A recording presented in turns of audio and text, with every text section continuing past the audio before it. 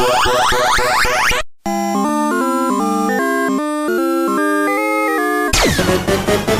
go!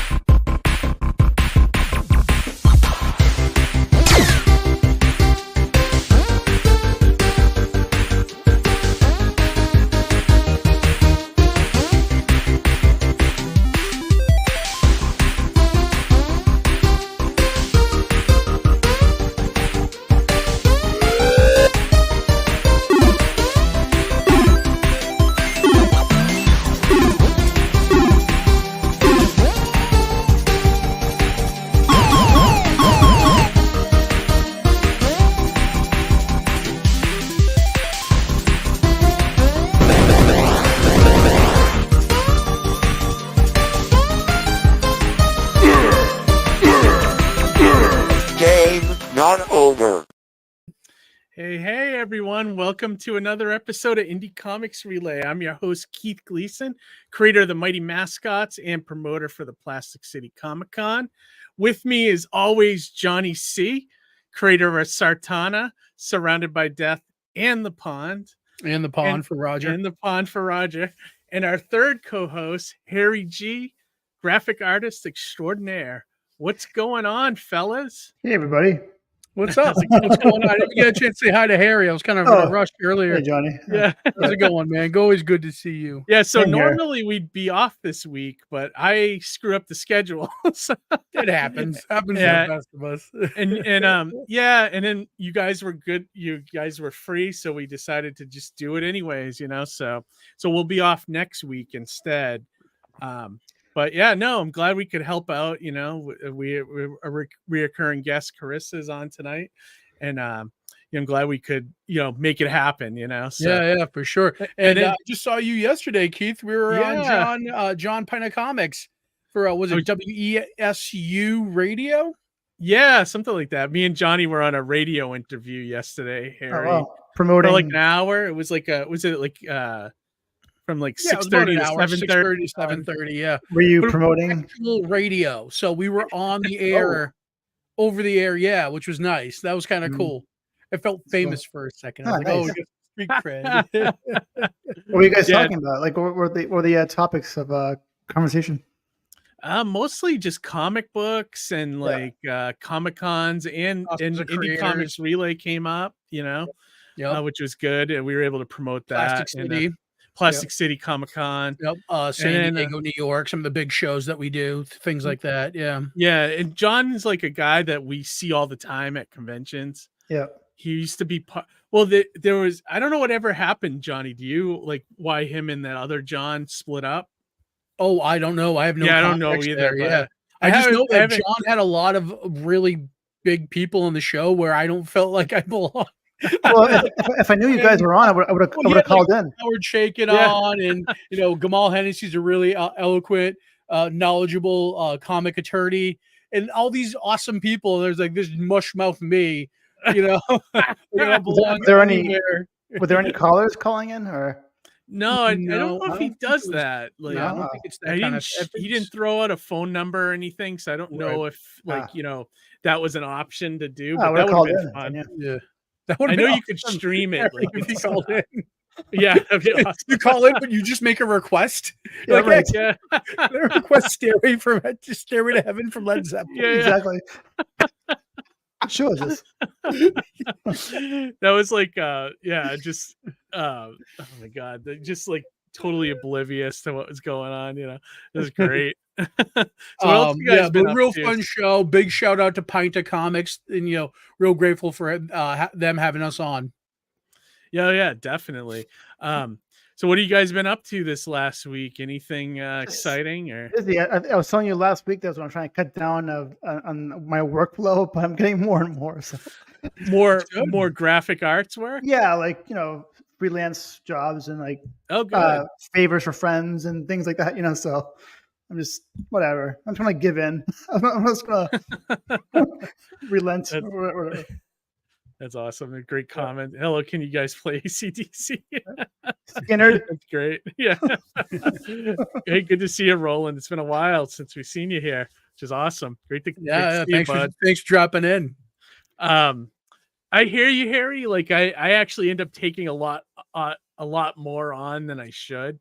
Yeah. Especially when it comes to like lettering jobs and things like that. I Right. kind of don't know how to say no. So I it's know like, that's my worst flaw. If I would have one, like I can't. it is, yes. And like you guys, all you're thinking about is making that money. So it's like sometimes you just like you don't realize how much there's only so much time in the day, Well, that too, but like it's funny you said that because he, my friend, I guess my partner, the guy that gives me the work, like from his business, he's like, hey, Harry, I want you to, can you draw like these two like logos? It's basically drawing maps of Europe, Okay. nothing too easy, like very complex, like all right, sure. He's like, and how much would it be to do those? I'm like, I don't know. Like he's like, I want to give the customer a quote before we get started on the work. I'm like, I mean, you're the guy, you're the owner of you tell me, how much would you expect to pay me for that? I don't know. It's weird when you make up your own price. You know what I mean? Like, I don't know. Well, I think like, I don't know. I mean, I don't know what the etiquette is nowadays, but like, it's hard because sometimes, like you make up or you have a set price, but then like they throw something like that at you where it's like, Right. it's a lot more detailed than a logo. And it's like, you don't know what to say.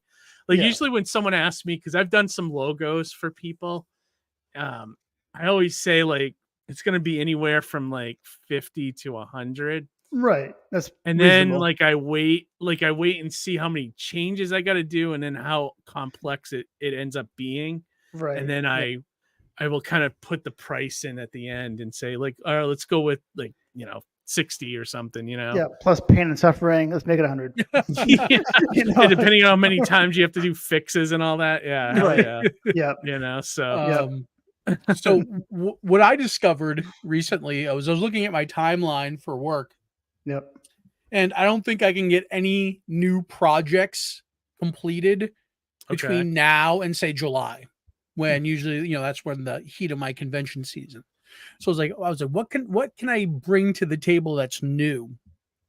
So I actually got word that an anthology that I was in is no longer happening. It was called Of the Dead.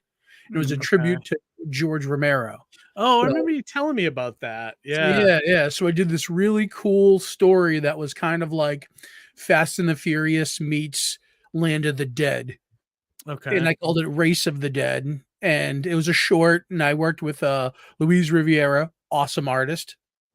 Or it could be Rivera. My apologies. I might be butchering that. But so I have that story pending, and it's unpublished. And now I kind of have the ability to use it and kind of go elsewhere with it. So I was looking at that. I was looking at a short I did with a artist out of Chicago. His name is Chris Marchman. It's like an 8-page Space Marine short. Okay. And I was going to look at, and I think you lettered it, Keith, is the actual short, the 8-pager for the pond. Yep. And taking those 3 and just kind of bundling them together into like a small anthology. Yeah, you should. Like, you know what I mean? And then that will at least allow me to bring some new material to the convention circuit this year. Cover. You pay for a cover, and then you could call it what? So you have the zombie. You have 2 zombie stories essentially, and then what was the other one? What was the third one? It was the like Space one Marine? was Space Marines. Yeah. You call it like bullets and brain eaters or something. I don't know. I have no idea. We'll have to we'll have to workshop that.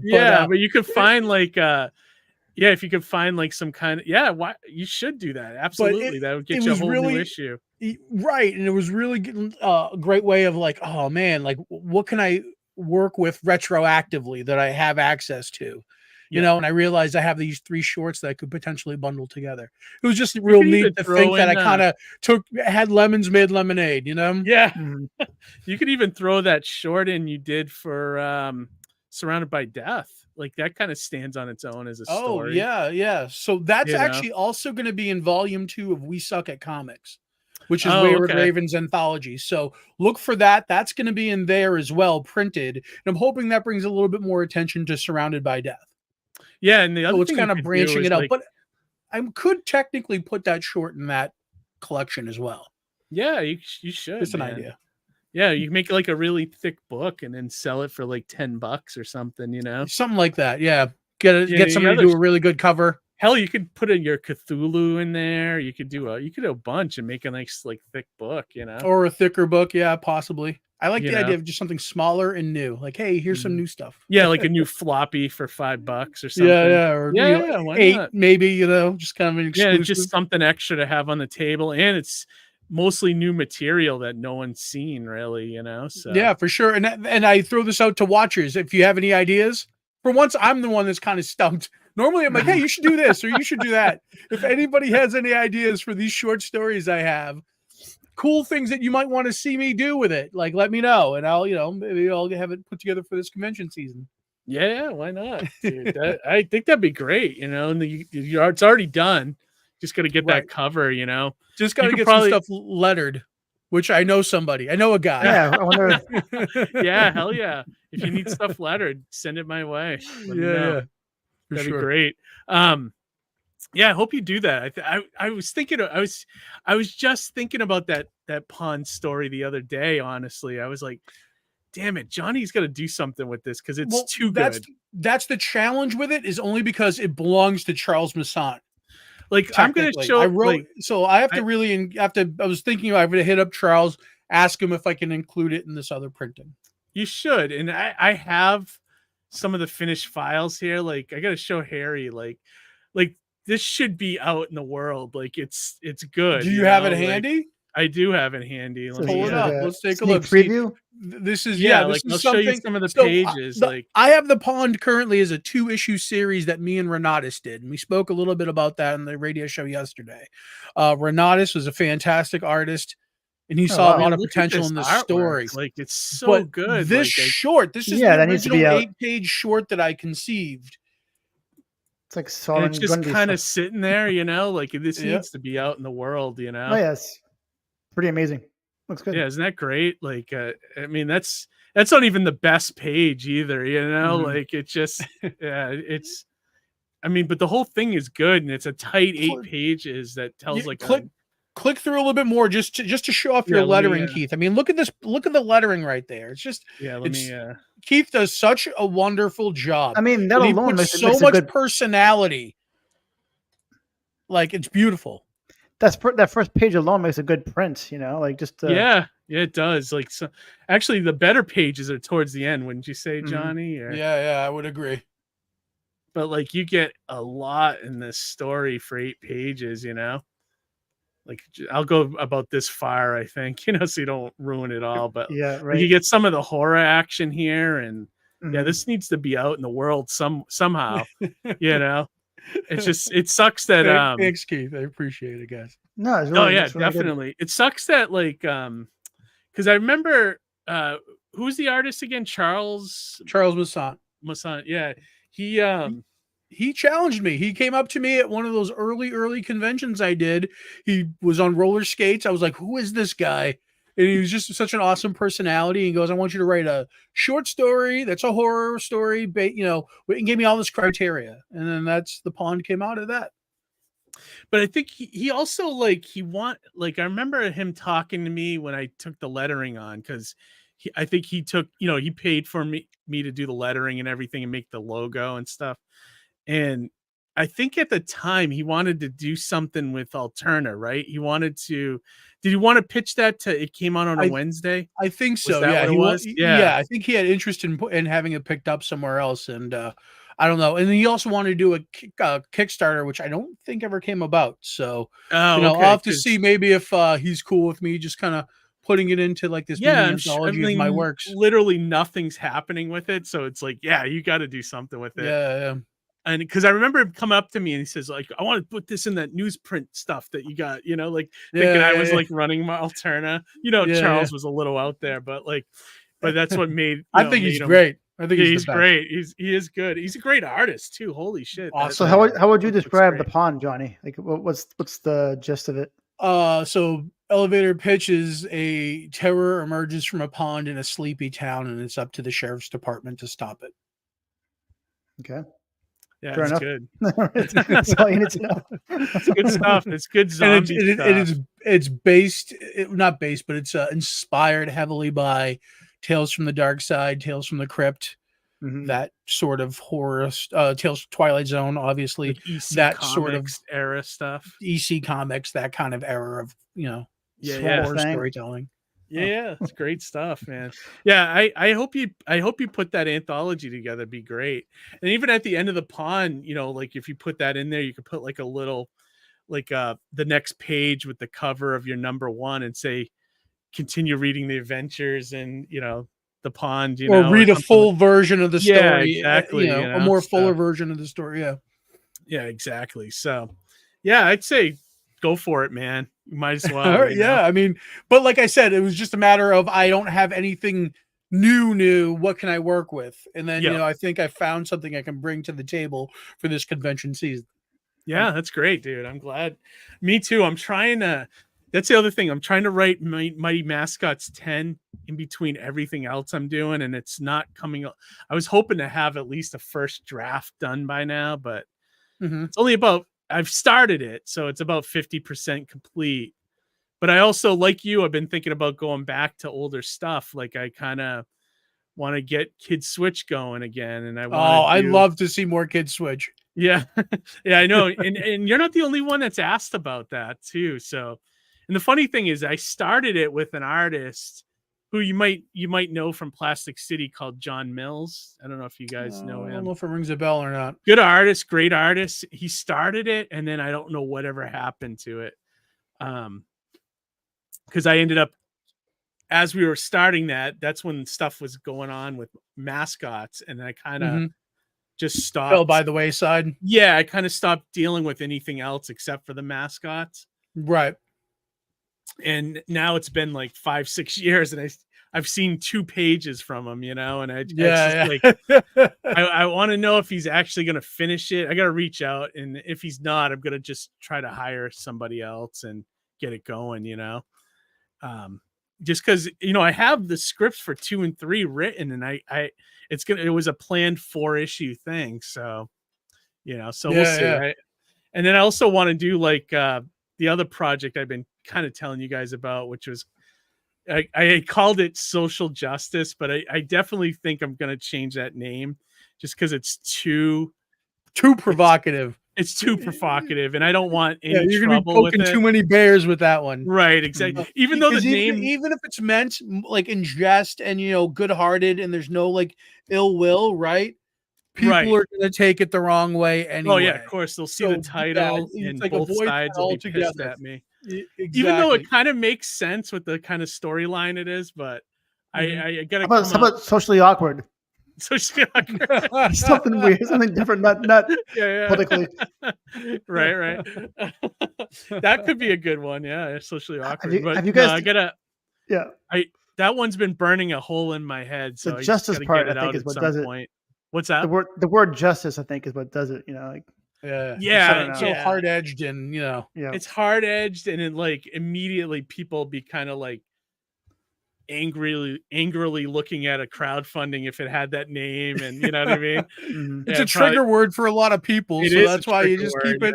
You keep it off the plate. But and I don't want the trouble. Like even the potential artist I was talking to for it I told him the title that I was thinking about, and he's like, he gave me like this one.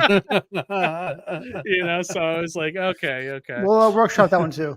Yeah, we'll workshop it. Once I get a little more in workable shape, then I can workshop it with you guys. Have you guys heard of 90s Con? I just came across this. Yes, I'm aware of it. No. So Alyssa Milano is going to it. I mean, I don't really care about this. It's like I looked it up. It's like $79 just to get in for a ticket. Wow. But she's going. Pricey.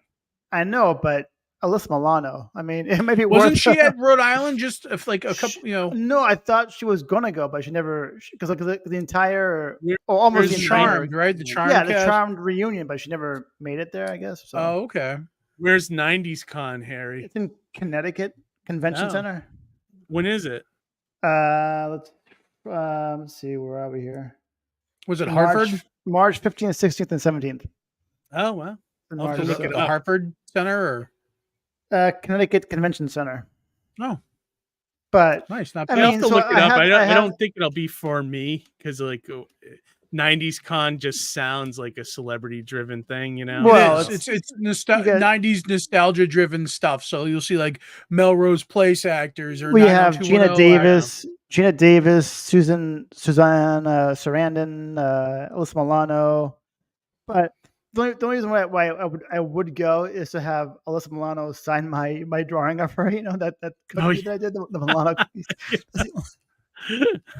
That'd be Yeah, great. and- That yeah, so the if only- you go and do that, get somebody to film it. Get somebody Yeah, to film that'd be that. If I great. do that, because my cookie drawing doesn't have the Who's the Boss van, the kidnapper van in the background, I may have to add that van just to have her, just to tie it all in, you know, like Who's the Boss and her and whatever. That'd be great. Yeah, and if you do film anything, let us know. We'll play. Yeah, it, it's you good. know, here and Yeah, stuff. for sure. I just gonna decide if I want to pay $79 just to get in, just for a ticket. I mean, just for that one photo op, you know. Like, Yeah. I don't know. Yeah, there's some good comments coming in, but let's bring in the guests. Let's Like bring- we're gonna yeah, we try got- like bringing in the guests and then like going through the comments as well and just checking out things and getting her take on stuff too. So without further ado, tonight's guest, Corissa Grant. Hi, Corissa. Hi, Hey, Hey, how are Chris. welcome Welcome to the back. show. thanks for having me back. I appreciate it. Yeah, absolutely. And before we start talking, let's take a look at the comments that came in today so far. So we got Amy's Birdhouse with us as Amy, always. thanks for watching. And Scary Good in the chat tonight. Popcorn yellow striped smile. Nice. Thanks for joining us, Scary Good. Also our pal Roland Katsaragi. Is that how you say it? I don't know. You could correct me in the comments. Did you all talk about serial mascots? That was when we were talking about our radio interview, Johnny. And yes, we did. Yes, we did. We sure did. And then the logo talk, Amy Birdhouse said hourly rate plus number of revisions. It's not a bad idea and a bad rule of thumb. You know? Yeah. How about you, Chris? Do you have Let me any ask- comments about logos, like creation and things like that, and like how much someone should charge? I can guarantee you that the person that had unlimited revisions for when I paid for my logo will never do that again.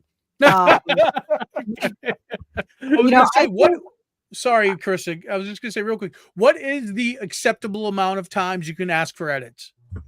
Sometimes Um, it's in the contract. I would say 2 or 3 is So almost. this person had options, and if you pay more, you can have unlimited revisions. And I know myself, so I'm like, I'm going to do unlimited revisions. And it was like $20 more, and I'm sure he upped that number and never did it again. But I don't know. I guess it's acceptable if it's a logo, probably, yeah, like 2, 3, you know, something like that. But it just. So- He could not get it right. Like I had a Unlimited is very dangerous though because a person can go, you know what, do this and that. Actually, you know what, I don't like it. Go back to the way it was. You know, actually, you know what? It's just it's just like so. It's just I would never do that again ever. You know, the guy that I work with, my friend Bill, like his print shop. She was telling me how this guy kept asking him to do change after change. It's like Harry, I'm going nuts here. I'm like, People that what don't you got to do is make it a policy for, you know, after the third one, you start charging, you know, like whatever it is, you know, it's like Revisions.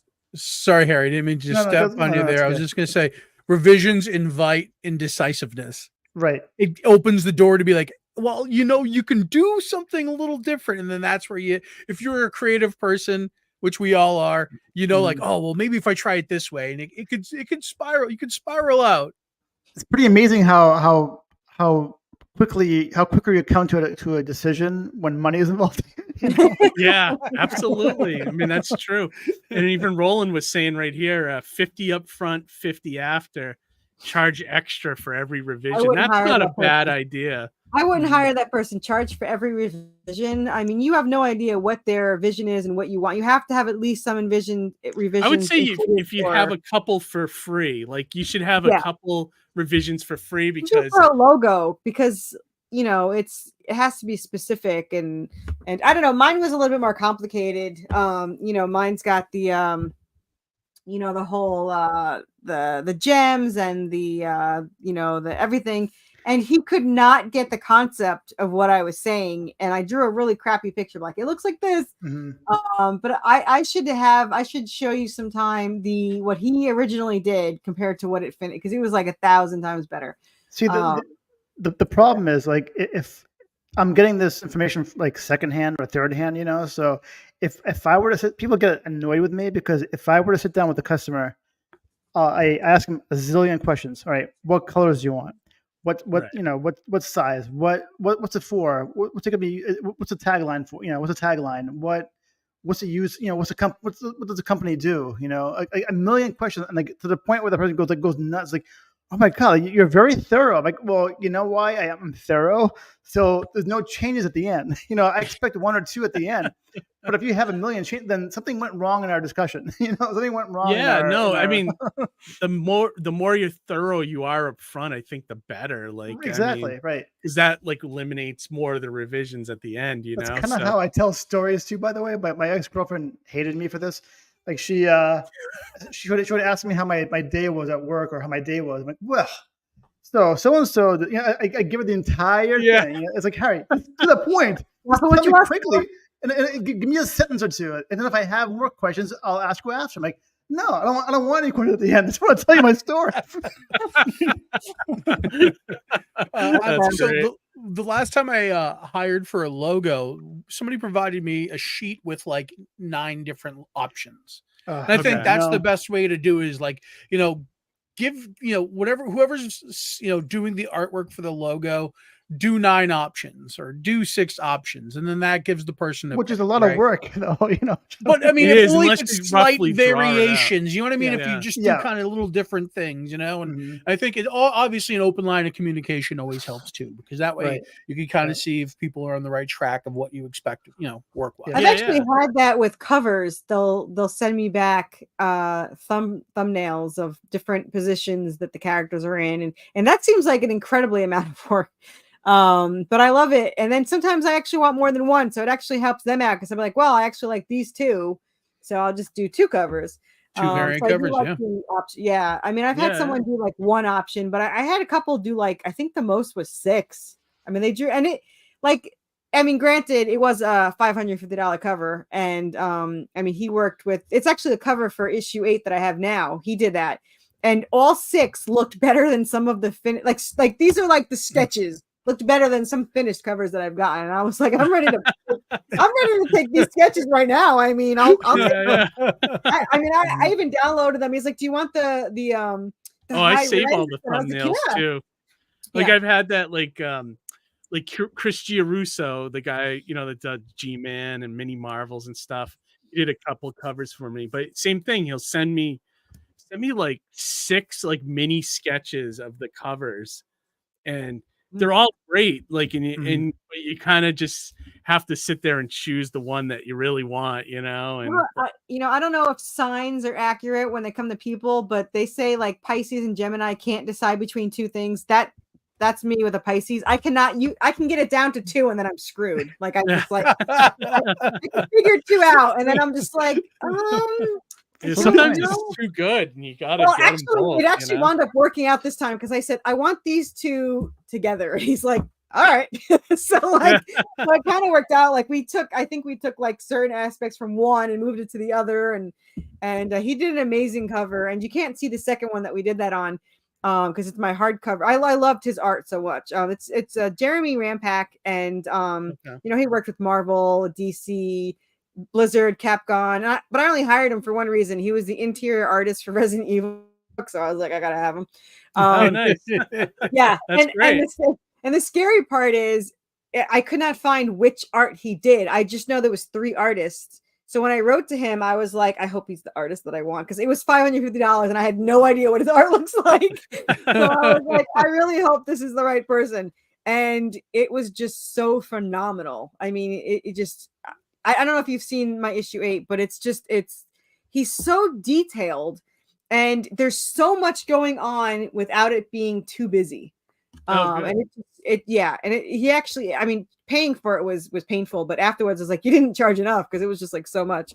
But yeah, the 6 thumbnails that he gave me, I'd never been given that before, and I was like, I feel like I have to pay $550 just to see these thumbnails before I pick one. It was the best way to do it, because I didn't have to think too hard, and that's my favorite thing. So yeah, awesome. So I definitely like that. Let me see. We got a few more comments here about the logo stuff. Yes, that's roughly what it usually ends up as for me, Roland. So that's Amy saying the 50 up front and 50 after is usually her choice.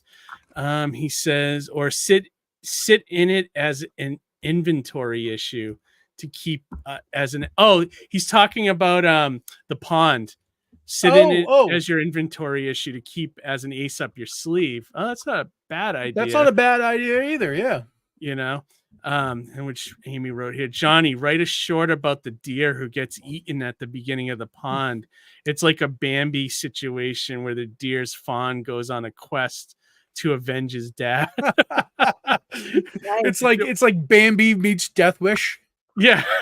Remember that little short back in the 80s where Bambi versus Godzilla? I remember it's just that. A deer eating grass, and all of a sudden a giant foot comes down and stomps it.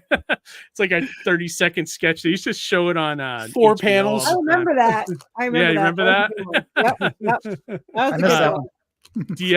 DS Cartoons is with us tonight. Greetings. Hello, Hey. DS. How's it going? Roland said, nice, quick, snappy TV guide synopsis. I think that was for when you were describing the pond, Johnny. Yeah. And that's all you really should know. The less you know about that story, the better. Yeah.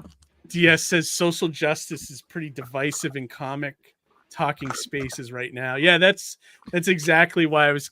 Well, at first I was like, this will be great, because controversy, gets your attention. But now I'm thinking, I don't want that controversy. I just want to make comics. That kind of attention, right? Yeah, exactly. I want people to actually enjoy the book for what it is. And how about split the word up in 2 words, like just ice. Just ice. Socially, just ice. Exactly. Just ice. When you're drinking at home, you take it neat. But socially, you add all you need is a few ice there cubes. you go. That sounds like a beer ad tagline, Yep. And then Roland had wrote, featuring the whole WB Thursday night lineup. I think that was 90s for the 90s con stuff. Mm-hmm. He I also wish I'd said be in heaven. it helps when clients provide some visual aid, even if a crude design. So that's just back to the logo talk here. Mine was I agree. Even if or at least have an idea going in that can describe it to you. Although I gotta say, some people that hire an artist to do a logo are the most uncreative people ever. So when they describe something, it's usually awful sounding. I've seen things in crayon, drawn in crayon. Yeah, I've seen things like, oh my god, what are we talking? So, but sometimes when they're talking to me though, when they're describing to me what the logo is and what company they have and what they do at the company, I'm already drawing it in my head. I can see it, I can picture it. Yeah. And then I say, okay, stop right there. I got it. Let me just do it real quick. I'll show you what I'm thinking about, or thinking of, and I'll show it to you. It's all right. And usually I've been right on, usually, but sometimes. Well, the only logos I've done is for comic books, actually. And the thing that I always ask for, where even if they don't give me direction, I like to see the artwork for the series. I like to know the synopsis, stuff like that. Right. The more I can information, get the better. An idea of the story, then I could kind of formulate you can never have enough. You can never have too much information, Yeah, it puts exactly. Like, it allows you to put a Famous little bit more last word. personality into it, where you can, Yeah. you know, expand upon things more as opposed to just kind of, you know, just lettering or just kind of just doing overtone generic things. You know, you can actually add a little bit more depth. And most people Yeah, don't understand what the concept of what a logo is. You know, it's like very intricate. So I'm like, that's not a logo. That's like a crazy illustration or a crazy, busy drawing. You know what I mean? It's not a logo.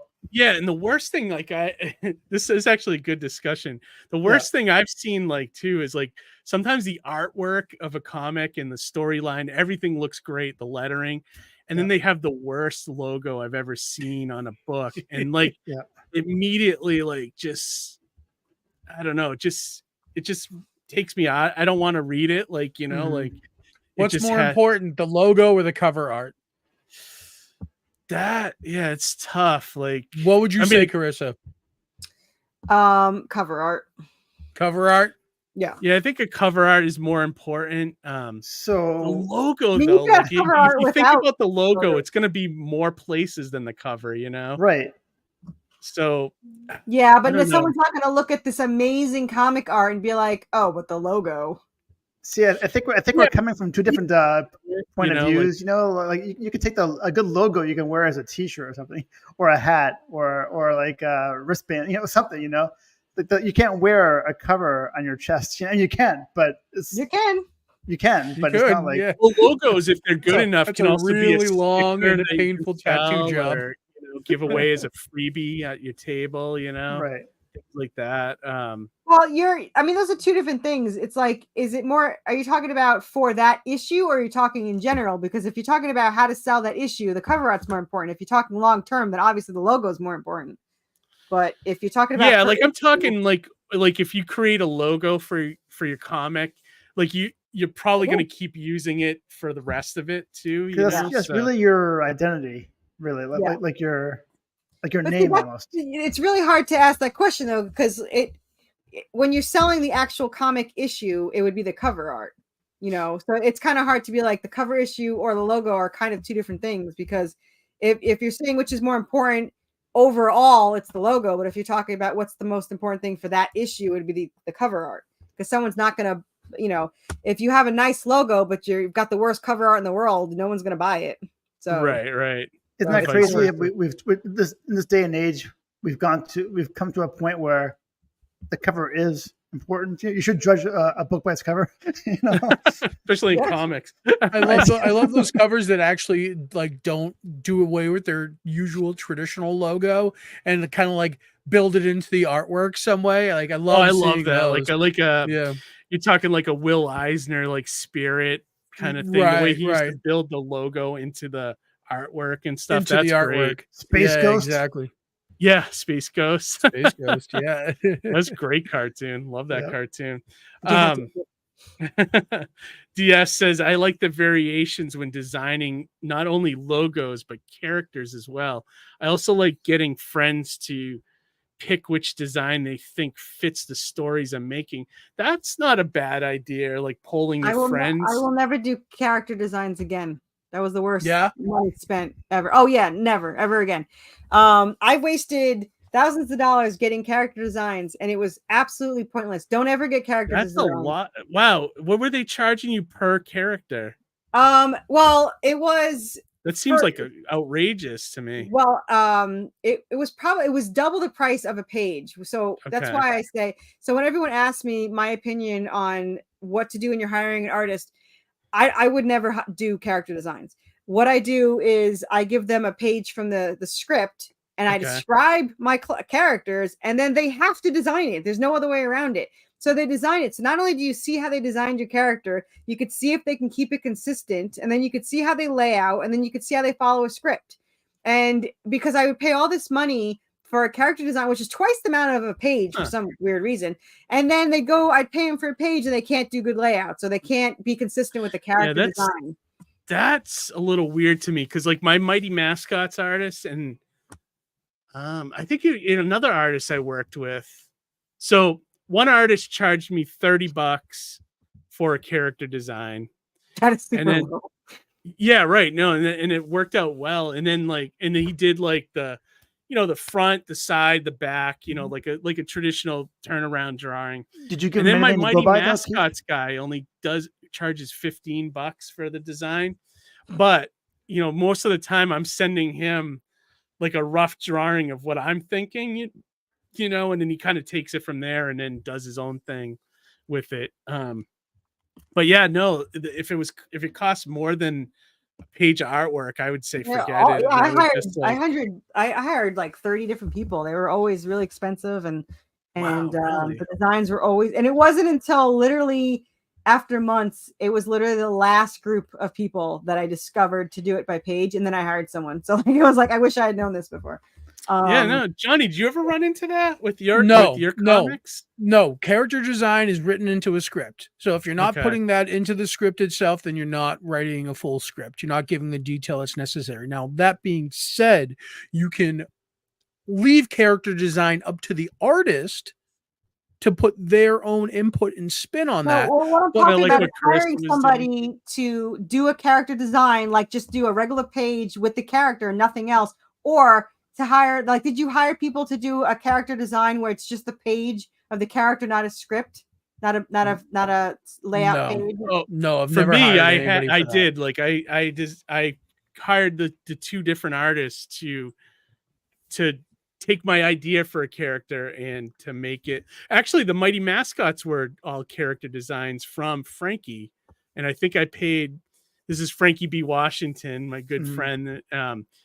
I think he might have done 30 a piece for each of them, but he designed. I mean, look at the designs were perfect and epic, So you see how that becomes more expensive when you leave it up to the artist to use his or her own imagination to create something. But also, like the added benefit from it. I have to describe a character design. Well, if you give the person details, and then they have help creating that design. But if you leave it up to the artist to think of it themselves, then I can see it being more expensive.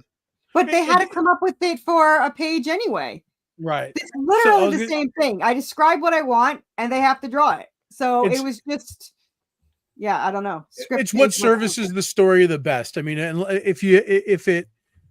you obviously write the detail in, but you could also leave it descript. Like, for example, unless it's important to the story, male or female, like you could just say that once and then that's that. You know what I mean? Anything else, unless, they're wearing something specific or they need something specific to it. Like you could leave it open to interpretation to the artist to let them jazz it up any way they want. What you're saying, Johnny. It's kind of like weird science. But this was to hire someone. Like my regular artists, I just say make them look different. I don't even care. But so like my minor people, I don't really care. I think like my 5 main I had to describe. I'm talking about when I was hiring somebody that I have to describe a character. They either do it as a character design where they do front, back, whatever, or I do it as a script page and then they have to do all that anyway. And for some reason I was getting charged double for character design from everyone. It wasn't just like one random person.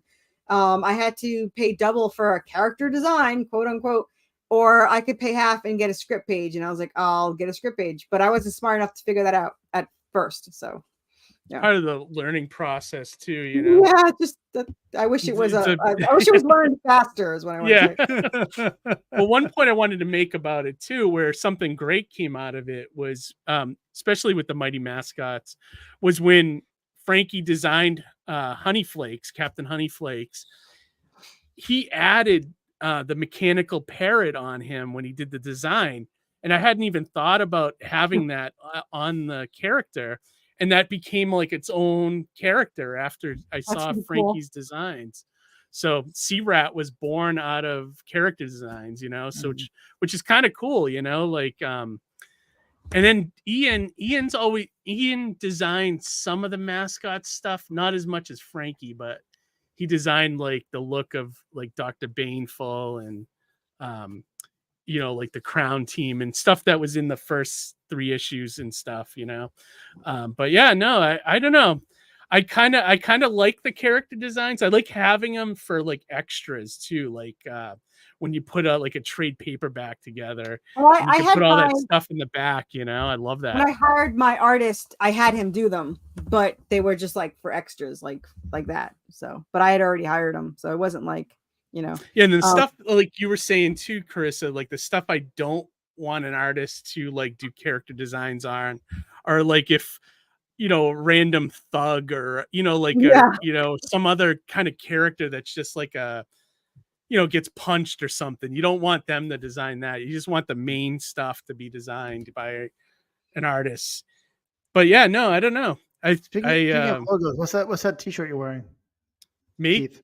Yeah, what's that? It's not Ghostbusters. Oh, I'm wearing a was that Blueberry? Blueberry, yeah. right? Oh yeah, I knew it wasn't a Blueberry, ghost.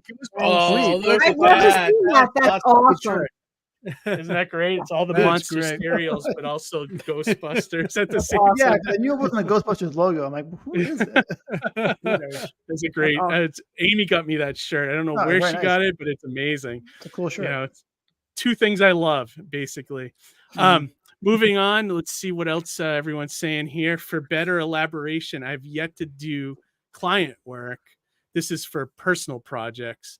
Yeah, no, I mean, sometimes it's just for your own stuff, but I know Harry does stuff for other people I have, and we know a bunch of artists that do, so. I do my own personal things too. So yeah, me too. I mean, I try to design my own logos when I do a comic or whatever, Yeah. Roland says Godzilla Meets Bambi was one of the first unlicensed fan films from the 1970s. Yeah, I would say so. It's a funny one. It's one of the funniest. I think you probably find it on YouTube. It's literally like a 25-second short on YouTube. Yeah. He wrote further elaboration, not better elaboration. Roland said having more information provides better context. Yep, there you go. Absolutely. Marie Helene LeBron. Hello, guys, and happy New Year. Happy New Year, Marie. Happy New Year. Thanks for joining us. Roland said Jack Kirby's placeholder X-Men title design before Steranko's redesign. Interesting. Yeah. That's true. Thinking about like comic logos, and how they look, and those change over time a lot. Like how many times has Spider-Man's logo changed? Think about the X-Men logo from seriously, tons of times. Currently, Batman, all those logos change. That Grant Morrison run was the most diverse looking logo out of all of them. Yep, I agree. That ogre book comes to mind. I think it was a Bad Idea book. That was Source Point Press, and that was Bob Sally wrote that book. No, she's talking about. Let me see if I can find it. It's literally one of the worst comic book logos I've ever seen in my life. Right, maybe it's not that one. Yeah, no, I know exactly what Amy's talking about. It's from she's talking about the comic company Bad Idea. Okay. Let me find this cover. You gotta, here it is. Let me bring this up.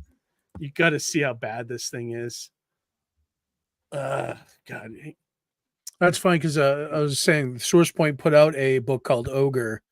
That and that was like that logo is actually really beautiful. It's an awesome logo. So here it is. Let me post it. This is one of the worst logos I've ever seen on a comic book. Let's take a look. My goodness. So that's supposed to say Orc Island. Yeah. But, oh my Lord, look at how unreadable that is. I wouldn't have got that. Isn't that crazy how bad that is? So unless you're really, it looks like a death metal album cover, which maybe that's what they were going for, but it's also for the sake of something that is supposed to be like legible. It's close to illegible. That's just kind of tough because Fire and Ice, because that's it's heavy metal. You're right. Right. Tribal tattoos. Look at how great the image is, and then you get this. It looks like a bunch of birds that got cut up or something, doesn't it? Mm-hmm. Like it's really bad. It looks like a. I would still buy it because the art is good. So the art is good. The art is good. I mean, it's legit. It proves the cover is better than the logo, right? Yeah, there you go. I think we might have proved that theory right here. That fact right now. I wouldn't even know that was the title. I would have thought it was like marks in the sky from a sword. Aesthetic, right. It's just really bad. So sometimes a lot of my art, some of the artwork that I do, I try to hide things within the logo too, like a double meaning logo or a logo with double imagery in it. It's kind of like not obvious. Yeah. So I mean that's too ridiculous, but That's too ridiculous. You know what? Maybe that's what they wanted, because you're still talking about it. Like, I don't know if I There have. you go. That's actually a good point right there. That could be a marketing angle, right? It's like, it's so out there that it's talked about, They say no publicity is bad publicity, which I don't believe in, but You guys can't see this. Hold on a second. I have like a logo. I'm not sure if you can see this. Let me see. It's a moose. Yeah. Oh yeah. Oh, but there's. Oh wait, what does it say? Something like wildlife. Something life. Yeah, exactly. Wildlife. Oh, wildlife. Wildlife. Yeah, that's what I That was very tough to read. I was trying to. I understand what they were going for. No, that's my logo that I did a long time ago. This was my first logo. Island. No, wildlife. I could read it. Work from work. Yeah, but that's something where if you're making abstract art, great. But for the sake of marketing, when you want a clear, distinct thing, like this is the book, you want something legible, right? For that particular logo, I was doing an internship at Tufts University School of Veterinary Medicine, and they were building a new wildlife wing, and they asked me to think of something fun. I'm like, all right, I'll just do this moose with the antlers spelling out wildlife. I was trying to make it like hidden, kind of, but not too obvious. Like, but then I actually accomplished. Yeah. I guess it depends what the purpose of the logo is. If you want to get the word wildlife out there, it wasn't meant to be obvious. It's Baskin Robbins has the number 31 in it because that's their flavors. Right. But people actually didn't realize it. My husband didn't realize. I was like, how could you not see the 31? It's right there. Yeah. Those Virgin covers that have like basically all the dressing is completely removed. Yeah. Well, I have those. Yeah, those would be perfect for those type of built into the artwork letterings where it's abstract and you wouldn't know it's the logo unless you're really kind of looking at it and going, oh, it says this. You know what I mean? Mm-hmm. Yeah. I hired all these expensive artists, including one that was $900, and he worked for Marvel. And I even said, make sure you leave enough room at the top for a title. And no, he did not. Of course not. So it's a Virgin cover now, and that's a bane of all letterers too. When the artwork is like so intense. Yeah. Actually, I'm glad but then they have two paragraphs that got to get in there, So it's like, that's me. I have like these paragraphs in there. But my artist is pretty good because he actually lettered, and he hated it, but he actually lettered the first 7 issues, so he knows that it has to have room. So he's gotten pretty good now for the letterer I hired. So he got lucky because even my letter's like, he leaves a lot of room. I was like, he had no choice. Well, when I send thumbnails, I lay out where the lettering would probably be so that the artist knows to kind of leave that space open. And so I try to kind of mitigate it before I get the pages, so I don't have to play that game later on. But it happens, so it's unfortunate. Yeah. Unfortunately, designers don't always have the capacity to do sequentials. Yeah, that's true. Like even Amy's that way a little bit. Like she can doing the character unbelievable artist, but like cannot do sequential storytelling, Well, I'm going to be totally honest. I love my artist like more than any other artist I've ever used or want to use. He is awful at covers. Like I have to when it comes to the script, I barely leave a line and he does everything. If I write a whole paragraph for the cover, it's still not like, I'm like, no, that's not what I want. I don't know why. I tricked him once by making it an extra page and it worked. And I was like, why can't I do this all the time?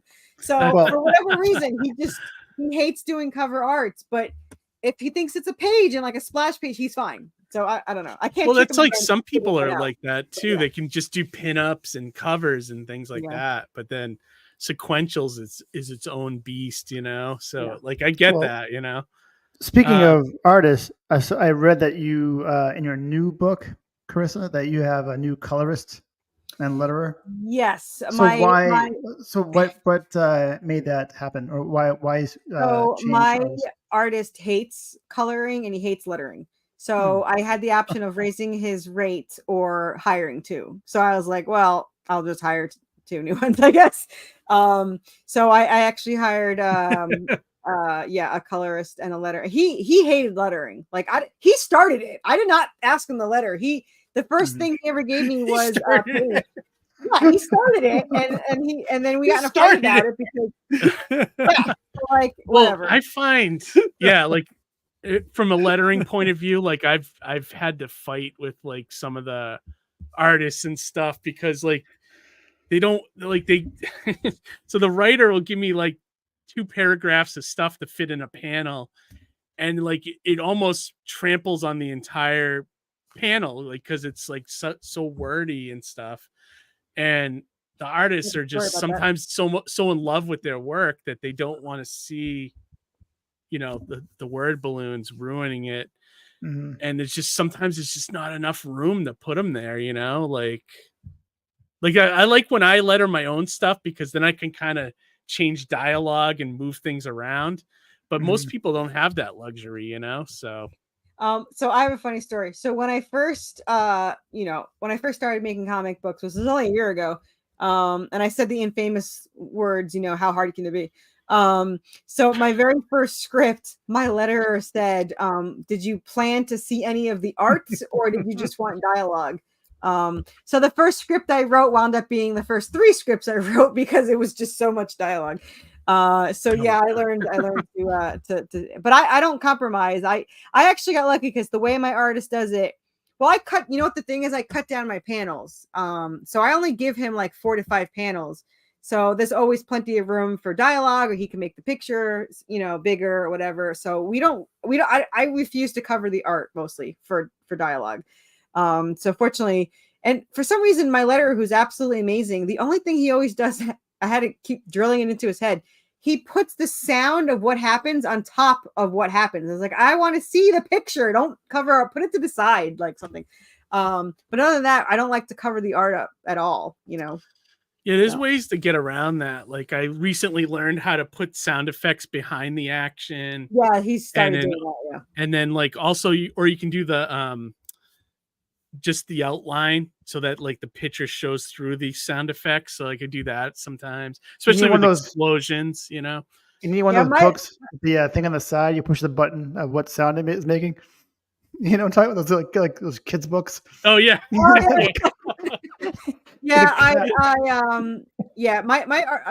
letter, I fortunately, he's like, you're the boss, but like he did not want to do thought bubbles. He didn't want thought balloons. He wanted the boxes. I said, nope, boxes are so impersonal that my characters need, you know, because mine are really intense thoughts, you know, especially Draven. He has these deep thoughts and he's always struggling, you know, with feelings. I like thought balloons. It's like old school comics too, you know. Yeah. I love him. I know he really didn't want. He's like, you sure that's not what you do now? I was like, I don't care. Some people are bringing it back though. Like I've done thought bubbles on some recent projects, so some people like it. You know, it just depends on the, you know, who's doing it and you know that kind of thing. You know. Oh, that and the Whisper. I didn't like how he originally did Whisper. It was he grayed it out, and I found it harder to read. I was like, no, I want the old little dashes that go around. Yep. And he was like, yeah, that's the way to do it. I was like, you're doing that. I hate when they do whispers and they make the font really tiny. Like I was like, that's awful. I don't like font that. And the bubble was gray, and it was hard to read. Like it was too small for me to read. I was like, I'm dyslexic. You can't have these little tiny things in there. It's like, I was like, I think one of the worst lettering things that's happened in recent years is like more DC, I think, does it, but like whenever they have a demonic character talk and it's always like red wording with black word balloons. The worst. It's so hard to read. Like my demons have they just have the red outline of the balloon. And the angels have a gold on it. He did the new demon with it colored in, but it doesn't look too bad. He's like, I changed the font. And I was like, as long as it's readable, like you could do some fancy stuff with the balloons and stuff, but like the most important thing is you're able to read it, you know. Legible is somewhat important when reading a comic. Yeah, exactly. Exactly. 100%. In the logo.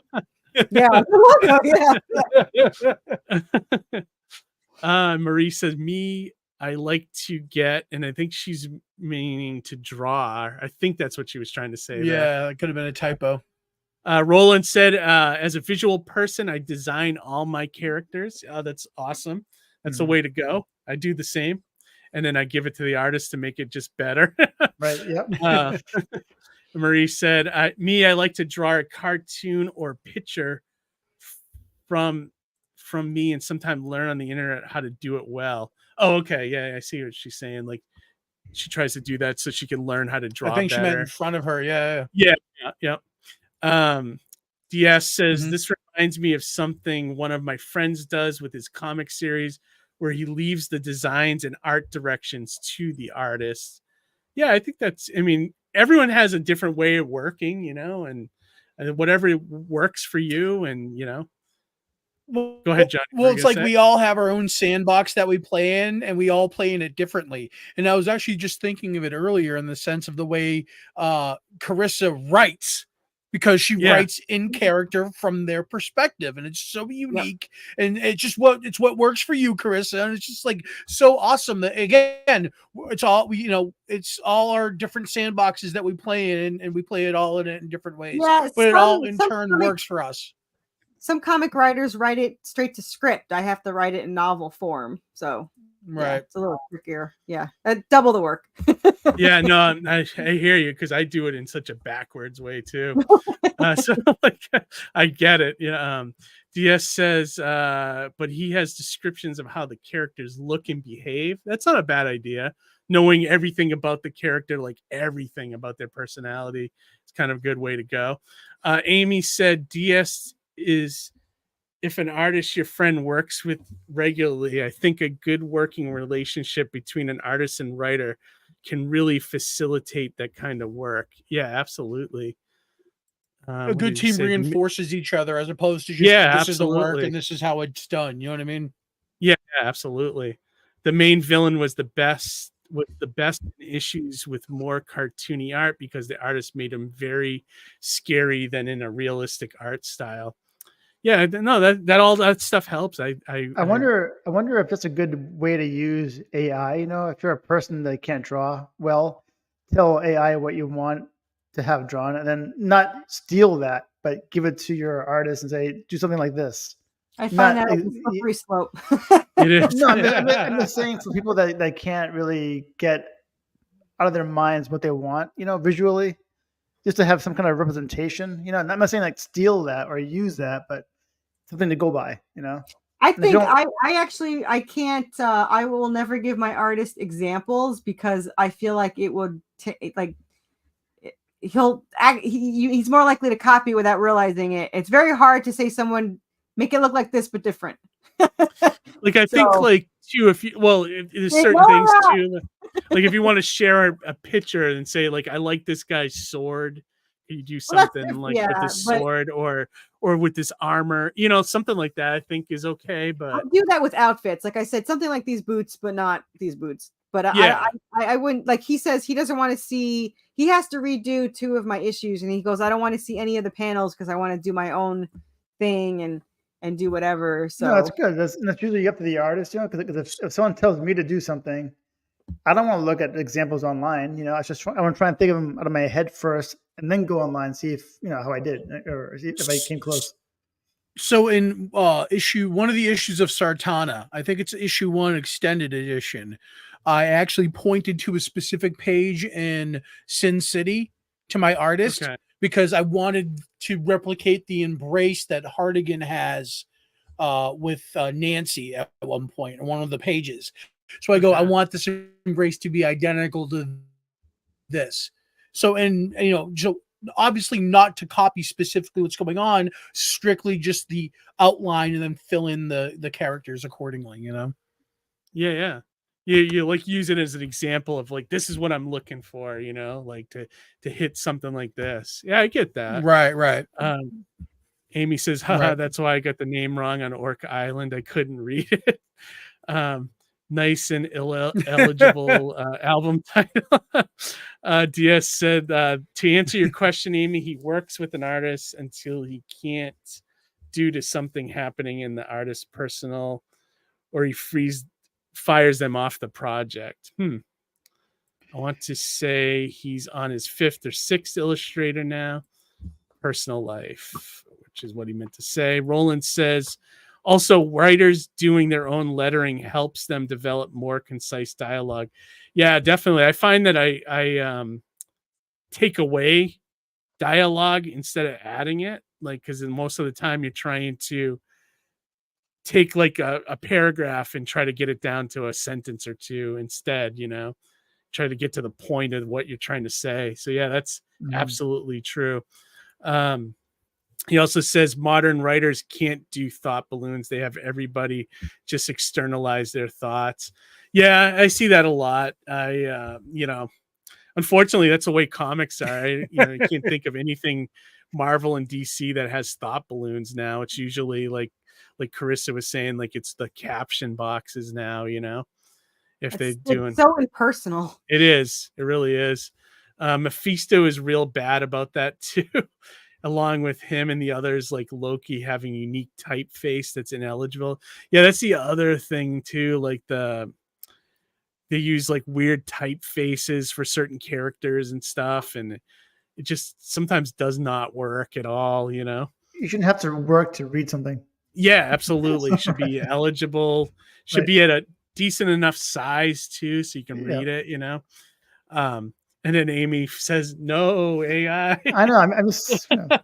I'm not for AI. I don't like the idea of it. I'm just trying to think of ways to. I know, but we don't want to use it for anything because we think that it's wrong to use it. It's just such a I don't know. I boycott everything AI. I've seen Terminator. I know what you're talking about. No, like I just had a question that I posted on my Facebook that kind of went a little bit out of control. I don't know if you guys saw it, but it was if you can be in either a zombie apocalypse or a robot apocalypse, which one would you be in? Oh, zombie all the way. Yeah, that's what I said. I was like a zombie all the way. But there were some people that picked the robots because they thought they can get EMPs. I was like, first of all, where are you getting your EMP? And it only takes them out for like 30 minutes and like only like 2 in front of you. Like, I don't know what you're thinking. So yeah. Zombie definitely, because it's easier to survive in that. I think robots would be really concise and killing. How are you going to fight robots? I mean, right. Yeah, exactly. People like, I'm going to throw sand on them. I was like, I think they're a little more fight some robots. I pick robots. You just wait for the battery. You just wait for the battery to run out. I pick robots. Someone else said that too. When they're bunny. When they're recharging, just get them. The iPod that I have from 20 years ago has a lithium battery and it's still going. So I'm not waiting for some robot's battery to die out. So, yeah. And one more comment here. Roland said, I actually bought a Spanish import of Days of Future Past from NEC yesterday. It's hand lettered and I can't read any of it. Wow. It's probably wild. That's interesting. But yeah, no. So we got through all the comments, which is good. I thought that was a great discussion about logos and pay and, graphic arts. I see a future ICR bit there, for sure. But yeah, Corissa, so tell us a little bit about the new crowdfunding campaign. So this is my 8th. Yeah, it's my 8th. Looks very involved. Because I had one. I had one that was 3 issues, and then I had one that was 1 before I came out with this one, and then I had a hardcover. So I actually had to think about, was this my 8th one? I think it is my 8th one. I think. Yeah. So anyway, this Kickstarter, I was really surprised by how well it did. I don't know if it's because my last one was like 2 months ago and they can save up money. I don't know.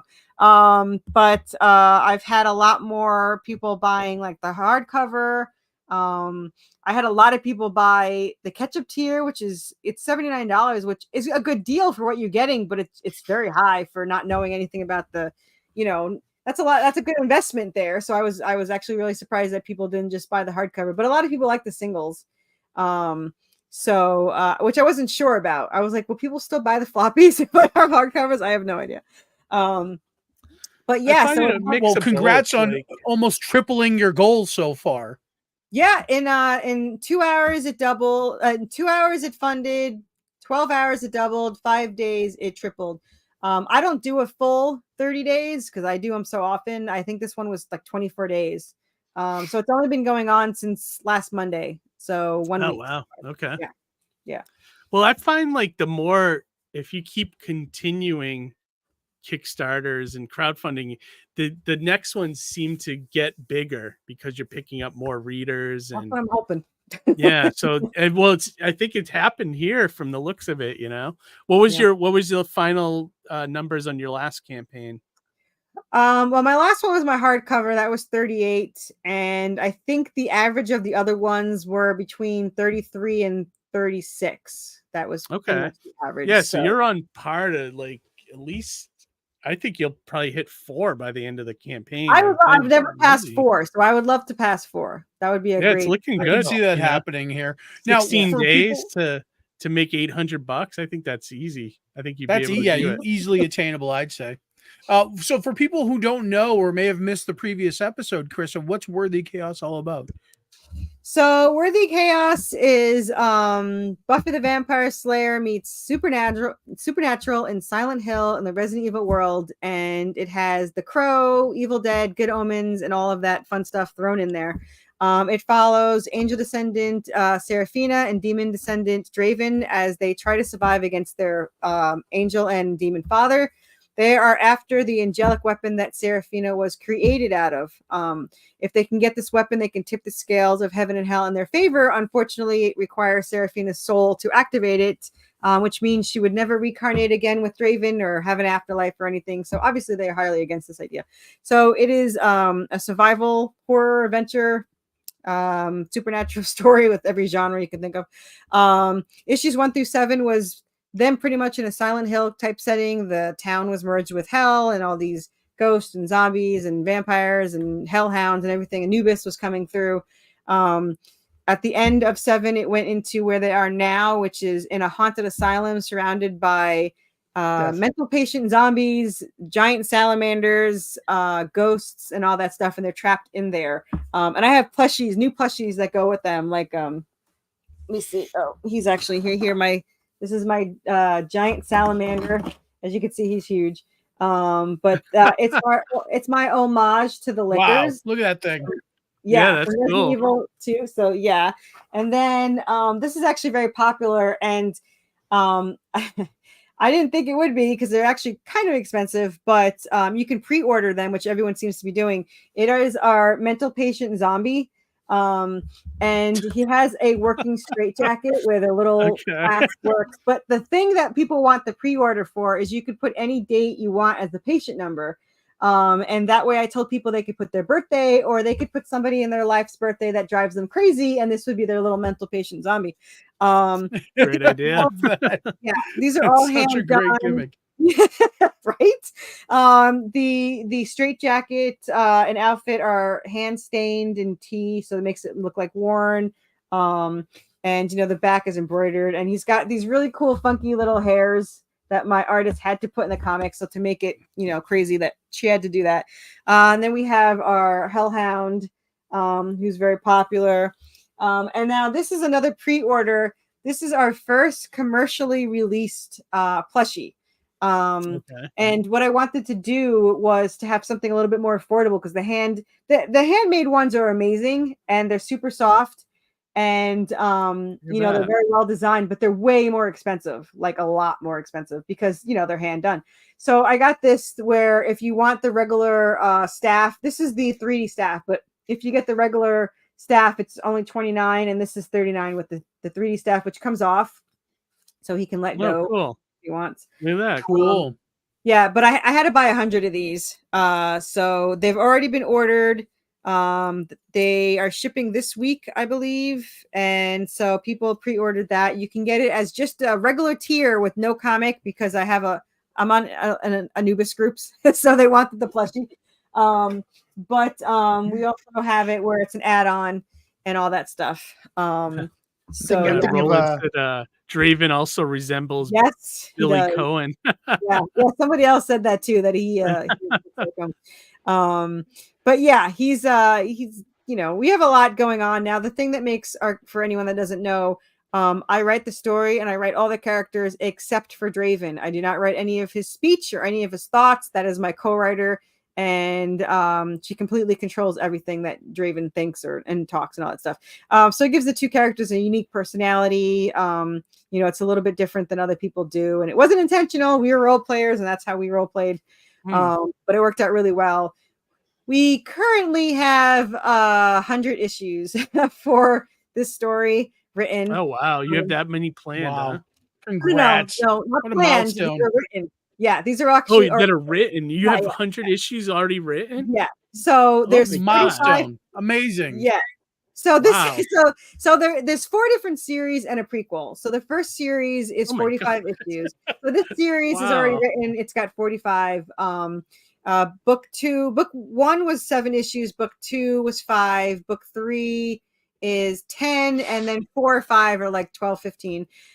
Series 2. So if I wanted to stop, I could stop there. It'd be a complete story. If you don't read the epilogue, it's pretty happy, just whatever. But if I did series 2, then it's this another 45 issues already written. And it's a story that continues from it, but it's all the same characters, and it's a continuation, but it's a different goal, I guess you could say. So that's already done, and I just wrote the first book of series 3. And that's going to be 5 books too. And then series 4 is the war between all the religions and Celtics and are you going to be when you do a different book? Are you going to be starting over with number 1s, or are you just going to continue the number? Now we're just gonna we'll probably just continue. But they, it's mostly where I don't even know. I never thought about that. Well, you could probably do it call it like an arc and then just say here. Yeah, it'll probably called something different than Redemption, but it'll still be Worthy Chaos, whatever. Like the prequel's called Damnation, so that's going to be 5 books. It's only 1 book so far. We kind of put on the back burner to finish the series, which if it ever finishes, I have no idea. But the prequel is how the angel and demon first started, why they created the weapon, how Seraphina got created, what happened in the last life that makes it different in this life. Originally, the angelic weapon was inside her, and they never knew it existed. And something happened in the last one where their guardian kind of screwed them over by accident. He's just an idiot. And so that's what created the whole war and everything. What happened in the last life. So you don't see an end to this? I mean, I'm not. Yeah, you envision the way how it ends, or? I envision how each series ends. I haven't decided how the actual overall ending is. Yeah. Because at the issue season, I guess series 4 is the war finally starts between it's going to be Anubis and his army of mummies and the other gods and goddesses, and then it's going to be teamed up with my characters, which is also teamed up with Hecates and Hades and the other Greek gods, and it's fighting actually heaven and hell, which teamed up to fight against my characters. And all of it happened because of what happens at the end of the series too. So it's got a lot of lore, obviously, and a lot of things, but I don't know what happens after the war. It being a MLK Day, can't angels and demons get along today? Just for one day. Angels and demons, the angels and demons do get along. Exactly. Just like Rocky says in Rocky 4, if I can change and you can change, the whole world can change. Well, see, here's the problem. In the war, angels and demons do team up, but they team up against my characters and the rest of the angels and demons. So unfortunately, it's not a good thing that they teamed up. Yeah. He said, Roland said, be like George R.R. Martin and just other finished manuscripts for your family to publish. Yeah, that's great. That's at least I know how my story can end on each, series. Like it could end at the end of series 1, and it could end at the end of series 2 if you don't want the whole war to happen or whatever. So yeah, I could end it. It's not as fun. So it went up. Nice. Yeah. I figured I'd bring up the campaign while we're talking about it. Yeah. But yeah, you're right. This cover is amazing. This is the guy you were talking about earlier. This is Jeremy Rampack. Yeah. Let me find he's absolutely amazing. Yeah. So that's the main cover. And then this one's Vic. He's amazing too. But when you scroll down, You'll yeah. Your artists that you get Gotten are a lot really, better. really solid. Yeah, really, Yeah. really good stuff. Here Oh, it is. there's the Look awesome at that. cover. The detail is amazing. The It new was colorist. colored. It was colored by Dave Kemp, who did some coloring for Spawn and Spider-Man. So this was probably my most expensive cover. Well, I guess yeah. I see what you're saying too. Like it's there's a lot going on, but it doesn't look like it's overpowering everything, you know? Yeah. It's not Yeah. too busy. It's not too busy, but there's a lot going on. Yeah, he did an amazing job. The other cover he did is even more crazy. You have them fighting zombies in the front. In the middle, the background, you have Anubis and the Hellhound fighting the giant salamanders, and in the sky is the angel and demons fighting in front of the asylum. So that was super, super busy. But still, it looks amazing. So. Yeah, what a great cover. What did Roland say here? Isn't that I have no idea what that is. Man's cover? Yeah, I don't know what he's talking about there. Nope. maybe he's referencing an But artist. if anyone knows I don't know it, so I got to be honest with you. But So you do 3 different covers for this? Is that what it is? Three, yeah. Oh, okay. Yeah, so this is my main artist. They're all great. Like honestly, yeah. like they all like got good action. They're all very enticing, you know. Yeah, I use him a lot because he's actually an incredibly well priced. He does it all himself, and he can do it in like 3 days. So I actually have like 4 or 5 from him. I have enough covers for all of 2024 and all of 2025, and probably some. Oh my god, really? Yeah. Well, yeah, so you don't have to buy them. You can wait to buy some more down the road. Yeah, but I keep finding great artists, so I'm like, oh, do a cover. So here's these are giant salamanders. This is the new artist. I mean, the new colorist, Matt Chambers. It's very HD looking. I love it. And those are our giant salamanders, or our liquor homages. I like your letterist too. Like there's a lot of life to the he does really good. Yeah. Yep. And then we have our I like the thought bubble looks good too. Although I would have put up a letter dot right here, you know. But if I ever do a box set, I'm going to actually go back and color and letter all of the first book again. If it ever gets popular enough to do like a box set, I would redo that whole thing. So, Roland said, Genzo Man's an artist for Udon. The variant reminds me of his work. Gotcha. Yeah. Okay. The action, I mean, these pages look great. Like, look at the action there. I love this middle one. Yeah. And then the sound effect right behind it. That's really very good. dynamic. Well made. Yeah. Yeah. Very bloody. I like it. Yeah. I love the art. I love like we have an assembly line now, and I had warned my colorists before they started that I'm like, I hope you realize you have non-stop work. This is like nonstop. And they didn't believe me. Like, okay, everyone says that, blah, blah. But the second one, we're already, by the way, we're almost done sketching all of issue 12. So this is issue 8, and we're like already almost, I think he's got to sketch 5 more, and he'll do it tomorrow. And then it'll be inked and then colored and lettered, and that'll be all of book 5. So yeah, this is a new thing I did. If you spend over 50, you get the little wooden charm necklace, and then if you do over 100, you get hold on, you get the colored coin, which looks so much better in person. If you could see like the shine. Oh yeah, look at that. So yeah, they painted Anubis. Is there anything on the other side? Okay. Yeah, there's also Anubis. It's hard to see him, but kind of see. Yeah, I could see a shape, but like, that's really nice. It looks very sharp looking. So how big is that? Is that the size of like a silver dollar? Yeah, it's pretty big. Okay. Yeah, I think it's a little bigger than a silver dollar actually, but it's probably about that. So yeah, and there's our little plushes you're talking about. Yeah, very cool stuff. Like, not only does the comic look good, but you have a lot of great extras too that you don't normally see on a lot of campaigns. Yeah, what's that? It's like a store. It's a store. It really is. Well, I mean, I guess that's the point, right? By the end of this, you can have a website full of stuff, you know. Oh yeah, it's all stuff that I wanted, and then I just was like, oh, I'll make it tax deductible and sell it. Yeah, absolutely. Why wouldn't you? You know, and your price point is really good for a lot of this stuff too. I gotta admit, like, yeah, I got yelled for at $5. My hardcover is too cheap. I was like, I had to get 500 of them, so the price point is a little lower. And also, I didn't do soft cover, so I wanted everyone to afford it. So Yeah, that's smart. Yeah. 15. Yeah, and totally. Okay, so these are all the variants. So the variants you sell for a little more, which makes sense. Which is why it's funny that the 20 they bought the most of so far. So I mean, that image is amazing. That's So awesome. yeah, I'm not surprised. Mini ketchup tier. Yeah, no, it looks like you got all the good stuff here. I'm amazed at your output too. Like, I can't believe how much stuff you put out. It's amazing to me. Oh yeah, you're just cranking workout, Carissa. It's crazy.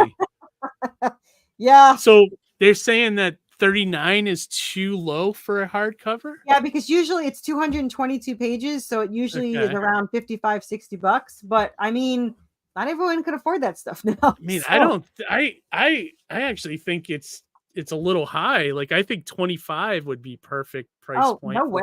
Even like Marvel and Indie, even their hardcovers are all 55. Are they really? Wow. Yeah, we looked all the hardcovers up for Marvel. They were 50 to 55. And it was the same amount of pages too. Like, I guess I haven't bought a Marvel hardcover in a long time. Yeah. Wow. Huh. Yeah. No kidding.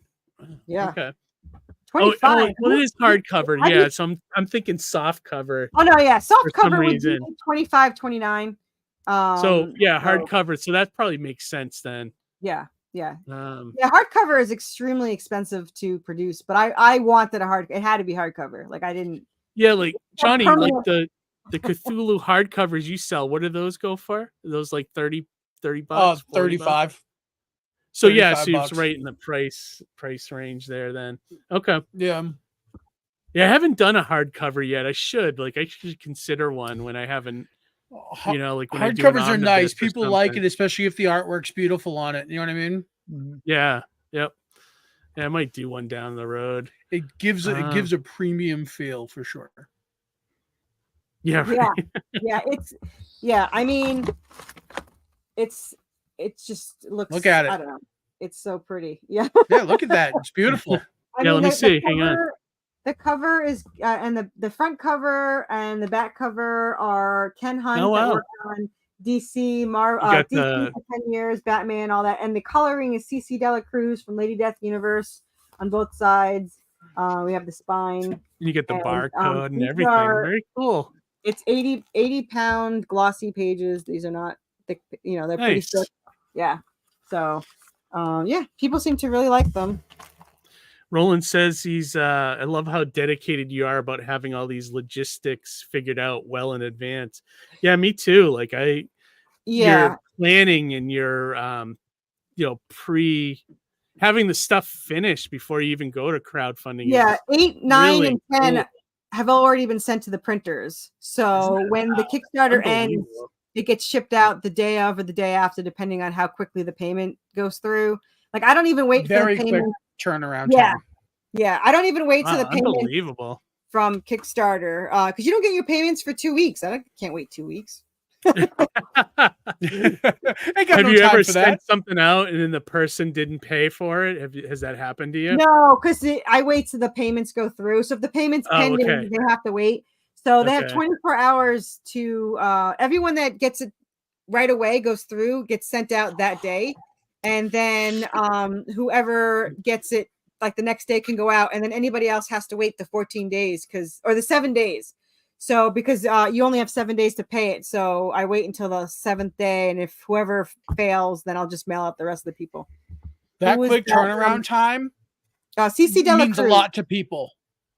For sure. Like, I bet you a lot of your following is predicated in the fact that you have that delivery system where it's consistent and it's quick. Yeah, I was hoping to build that trust that people. There was a couple of reasons why I did it. One, I'm incredibly impatient. 2, I didn't want people to have to wait. And 3, I'm trying to build that trust.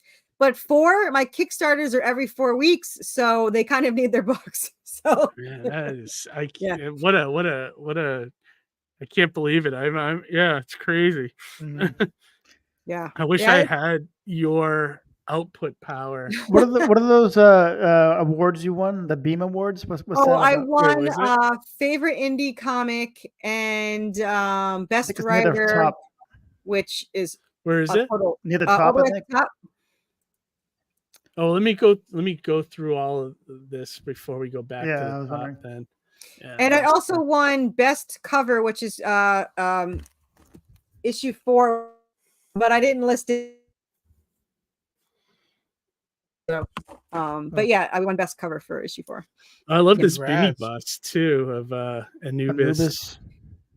Yeah, fortunately the staff comes out, so it's easier to ship because I have this other one that I just gave up on. Every time I ship it, one of my biggest backers, I can't get it to him. He's like 3 hours away. I'm ready to drive it to him. I've tried it like 3 times, and it's broke every single time. So I'm like, I am so tempted to just meet you somewhere, but yeah. Yeah, there you go. So you don't have to deal with like the post office and everything. It's such an annoyance. Yeah. This is cool though. You got a lot of cool stuff here. It's amazing. All the plushies, the stickers, the coin. I really wish that Kickstarter had a duplicate button where I can just duplicate the entire Kickstarter for the next one, but they just don't do that. So I have to. Well, you save all these by hand. graphics, right? You reuse them. Yeah, it's just all of them. pain in the ass rebuilding it. I will say the best thing somebody taught me was Canva, because all I have to do is like I keep the same everything and just switch out the cover. Okay. So, yeah. So so when you do a new one, you just take out this cover. Yep. And leave everything else here. I'm smart. Also edit the issue number. That sometimes I forget that, but yeah. Yeah. No, it's a good way to do it. I keep all mine as like if you want to see so that where did I do it? Oh, here. This in metal. Oh, you have a metal variant? Wow. I have metal, and what's very metal popular. Is awesome. I love seeing those covers. Those metal covers are so fucking cool. I have it. They are neat. They are really neat. In the I don't know if I could find it right away. What is it? What is it? What is your cost on like one of those metal covers? If you don't mind sharing. Usually like $15. Okay, and then you sell them for what, 30? Is that what? Yeah, I sell them for 35. Yeah. Makes sense. So I have the metal trading cards. Trading cards. Yeah, I've seen those. Yeah. Those are really sharp too. Those are cool. These are amazing, and they sell really well because and I can't get the regular trading cards anymore because Comic Well Springs, and I thought it was a joke, not a joke. I thought it was an error because their trading cards went from $25 for $10 to $25 for $25, and I told them that for like a 50 cents more, I can get the metal. Like, why would I buy your cards? So I told them to double check if it was an error. And even the guy's like, it does sound a little high. I'll have to check with that. And I never heard back, so I don't really know. Yes, I want an action figure, and I have contacted like 3 different places. Like I went to a con and they had an action figure, and they only paid $200. I don't want to say only, but they paid $200 for their prototype, and you only had to get the one for the prototype. So I kept writing to the person over and over again. They never got back to me. But to do it commercially, they want like 1,000. Like you have to buy like 1,000 of them. So I'm like, yeah, I'm not following just yet. So yeah, I mean, the output is amazing to me. And like, you got so much stuff. Like, really, yeah. We're only having so I have 6 Kickstarters planned for this year, but I might fit in a 7th because book 3 is 10 issues, and it's going to take forever to get that out. So I'm probably going to have 7 this year, but I have definitely 6 planned. The next one's March 4th for issue 9. You know how many years it would take me to do 7 Kickstarters? We're talking like decades, right, Johnny? Johnny, are you amazed at how much she pumps out? I mean, like, this is insane. Like, I'm shocked. The turnaround time is phenomenal. You have it down to a science, and you've got it all scheduled out, Chris. It's like, it's so commendable, the work that you do. It's fantastic. It's no wonder your campaigns can triple. It's just because you're doing it so consistently, and so, you're doing such a good job with it. So definitely congratulations on all of it. I was smart enough. That was the smartest thing I did in the very beginning. I said, I'm not going to start the Kickstarter till they're done so that they can be shipped out, because I was told by so many people that they wait months to a year or more for their comics. And I said, I have, like, at that point I only had 50, but now I have 100 issues. So it's like, yeah, I can't do one every yeah. So I said to myself, I'm gonna try to build the long-term audience and get these out as fast as I can, so that I can build that trust, that people know that if they're going to spend money on this comic, they're going to see more. Yeah, and and you'll get it so right far. away. Yeah, it won't be long before it's in hand. Yeah, that's amazing. Because usually, like, when someone does the crowdfunder, they need the money to pay the artist, pay, whatever's left on the production of the comic they're trying to make, So, like, to have it done beforehand is amazing, and then you kind of use it as almost like a pre-order in a lot of ways, Yeah, make it an event, to buy your book, so I kind of felt bad for my colorist that he didn't understand what he was getting. I flat out told him, I was like, it's nonstop work. That's all you have to know. Yeah, speaking of that, do you guys have any downtime at all, or? No, there's no downtime. He has 8 pages left to do. Yeah. And there's 5 pages left to sketch, and then the inking starts. So he'll get more inking probably next week. So he's got to get a move on. So amazing. what can he look forward to as far as like a day off? He gets Saturday and Sunday off. So what was that? Day off. I gave them Christmas off too. Oh, that's nice. I told my artist that he can take weeks off if he wants, and he's like, nope, I can't be away from the story that long. I was like, yeah, I know the feeling. So he doesn't want to take time off. I remember when he took a month off for vacation, and when we first started, like he already had it planned and whatever. He sounded miserable. Like, my husband said, do not contact him for this month. You leave him alone for his holiday. I was like, fine, whatever. And 2 weeks in, he writes to me and he goes, I miss drawing the story so bad. I was like, wow. I was like, we missed you drawing it. We're having stage withdrawals. So he actually would count down the days. He's like, all right, 10 more to go. And I was like, I know. And then he was so upset because he got home. He's like, I forgot about a damn wedding we have to go to. So now it's 4 more days. And he was not happy. But yeah, he's not just a paid artist. He's definitely part of the team. And this hasn't happened yet, but all my artist knows and my colorist knows that if I go over 6,000 at any point, everything after 6,000 is split among them, because I'm not looking for profit. I'm just looking to keep making these. So hopefully the more popular it is, the more they make, because it's Kickstarters where these, which is nice. I don't think that'll ever happen, but they make like $10,000-$20,000. The artist doesn't see anymore. And it's not really fair, in my opinion. I mean, he gets paid a flat rate, but my artist deserves more, and he's severely underpaid. So I'm hoping to eventually make enough where he can have bonuses for, each issue. So we'll see. Hopefully if it ever gets popular enough, I would love to do a monthly comic, and my all-time amazing goal, which I don't see happening, is if I can make the 6,000 because I've seen people do it. I just don't know if this will do it. But if I made 6,000 in a week, I would literally only have 1 week campaigns, so that they'd have like 4 weeks off and then have another one, and then it'd be every month. So that would be my ultimate goal if someone asked, would be that. But yeah, I'm hoping someday, because we're so fast, there's a couple of reasons why we go that fast. Well, he's insane. That's why he goes that fast. But I had Lori, my friend Lori, who does Path the Pale Rider. She kept telling me the first whole year she gave up. She's like, you got to slow down. It's expensive. You got to slow down. And I was like, well, there's a couple of reasons why I can't or won't. One is my artist. This was his first paid job, and he literally quit his job to do my comic. Like, I didn't ask him to, but he quit his job. Wow. So I was trying to keep him employed so that he can keep doing it. I didn't want to lose my artist. Two, I know he's going to be popular someday, and I want to be far ahead so that if he takes 3 months to do an issue, I could still do it every other month or every month or whatever. Right. The other thing is I'm just too obsessed to wait for pages. So I need constantly new, pages to come in. And it's just such an obsession that I hate weekends now. Like, I'm just like, when there's a freaking Monday, like I got 9 sketch pages today. I was like, this is awesome. I'm the opposite. So, yeah. I need more in a week. I hate weekends. My artist ruined it for me. I'm so glad I don't work Mondays, so I get an extra day that I don't have to be like, I gotta work before I get sketches. So it's a pain in the ass. Amazing. Different sandboxes. Yeah. Right. So Yeah. we've been going for an hour and 40 minutes, so I'm Oh, gonna wow. start Flew wrapping right this by. thing up. Isn't it Sorry. crazy how quick it goes? No, talk I a mean, lot.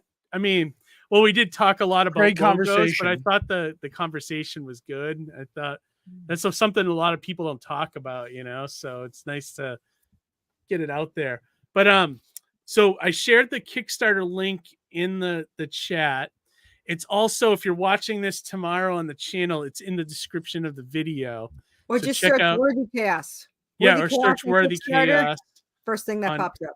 Yep. Only thing that pops up. Well, there's 9 of them, but there's the Kickstarter for 9 is already in pre-launch. I don't advertise it, but it's already 25 followers. So this was the most followers on this one. I had 130 followers in a month before I launched it. Oh, So cool. that was the most I ever had. So I was happy with that. I think you're just Congrats. gonna keep rolling it, like you bring I those hope people so. along, and I have Totally. I have a long story. I needed to. Also, I want to go back and tell the publishers that said I'd never ever get the first series out. I just want to rub it in their face. So there's that too. He's like, you'll Yep. never get. He's like, nobody ever reads. They wouldn't even read the proposal because there's more than 3. So they're like, nobody. We have 65% read issue 2, and then only half of that will read issue 3, and then that's as far as they go. And he's like, you'll never get your whatever. Well, at that point it was 45 issues, but he's like, you'll never get to that. And I was like, all right, I'll just do it myself. Well, I hate to say it, he's really truthful about that. Like, that's why you see all kinds of publishers constantly relaunching books, because number ones get that boost, man, and then everything kind of slides after that. I See don't it know at what to the tell you, store I mine had work at all the 35 time. backers, and now they have 100 and something. So Yeah. something got Well, I better. think like crowdfunding works in reverse though. Like the more Yeah. people that Yeah. back you, and then if you offer all the other issues as you're doing new issues, you bring in a ton more people, and Somebody you keep told me to- snowballing, Somebody in a podcast, this I don't even know what day it is, but Friday, Thursday, whatever. He said they would not sell on a Kickstarter. They would not sell back issues. I was like, how do you Why? get new readers? Like, how do you? He's like, I don't know. Yeah. I wrote to him and I said, can you sell me back issues? He goes, no. He's like, how am I supposed to read your freaking issues? So That's not a good business move No. at all, No. Mhm. nope. That's the stupidest thing you could possibly do. Yeah, right. Carissa, any other links you want to shout out to people that you want to check out besides the campaign? I have Worthy Chaos Facebook group. We have 700 members, and people can post their links in there, like Kickstarters and art and all that, commissions and whatever they want.